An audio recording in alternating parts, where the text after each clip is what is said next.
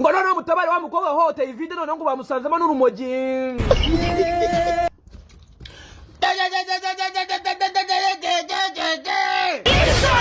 ngo witwa Baritazari Tirise aka Emeline bamukoreje kuri ribazira kugira ibintu by'amavideo y'urukozasoni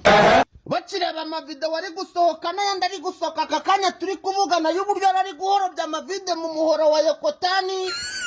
bavuga ati ibintu n'ibyaba ari gusa na Satani ntiyabishobora uretse urumogi rwonyine ngo bakora ikosa bararumupima ngaba bakobwa babakozemo testing ibimenyetso bigaragaza yuko ngo nta kintu na kimwe kibari ku mubiri ngabaganga batangira gukora naho ngo nimubare kure ngo wasanga ari nk'ibindi bintu byabasazaga wenda nk'umushyuke ngo bagiye kumva bumvijwe muri bafure ngabo ngo ntago babapima mu rumogi ngahubwo ubwabo n'urumogi ruhumbitse rwabaye ikigugu ngo rumwe abajeni bita Sanzirene bafure yakomeje kubabwira yuko buri mukobwa muri abo bakobwa batambaza urukozasoni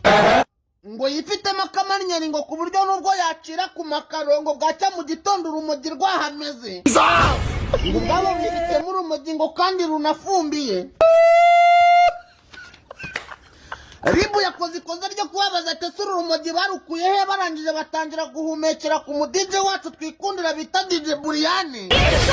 baravuga ngo niwe wari ubanywesheje ako kanya Buriyane baba baramukweze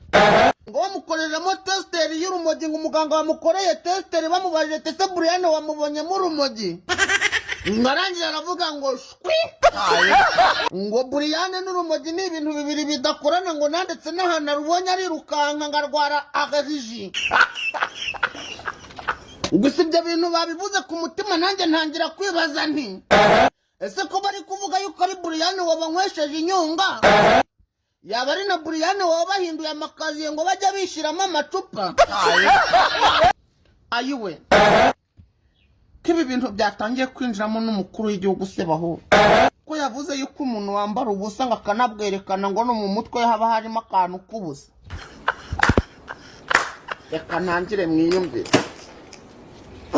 Kwizera Emeline n'itsinda ry'abantu 8 bakoranye itsinda rya WhatsApp ryitwa Rich Gang bakurikiranwe n'urwego rw'ubugenzacyaha RIB aho barindwi muri bo bafunzwe nyuma yuko bagize uruhare mu gufata no gusakaza amashusho abagaragaza bakora imibonano mpuzabitsina. Iri tsinda rimo abakobwa 6 n'abahungu 3. Akubwo uyu munyamakuru ari shuwa bagaragaye bare gukora imibonano mpuzabitsina cyangwa bikoreshaga amacupa. Aha, so icyo nshaka kugarukaho rero nicyo umuvugizi wa RIB yavuze avuga ko bafashwe ari 9 harimo abahungu 3 n'abakobwa 6. Hari ikintu kimwe kirimo cyo gukoresha ibiyobyabwenge gusakaza amashusho mu ruhame. Iki ngiki cyari business kuko ngo bose uko basakazaga amashusho intego ngo yari ukugira ngo bahabwe amafaranga. Ubwo twavuga ko bacuruzaga abantu se bacuruzaga ibice by'imibiri y'abantu bacuruzaga iki ngo ni ibice babarira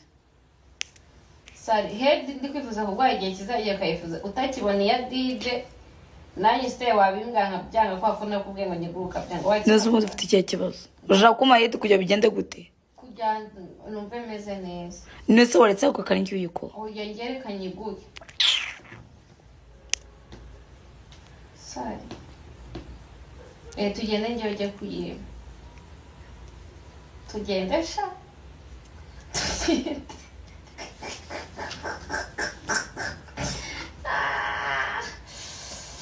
bro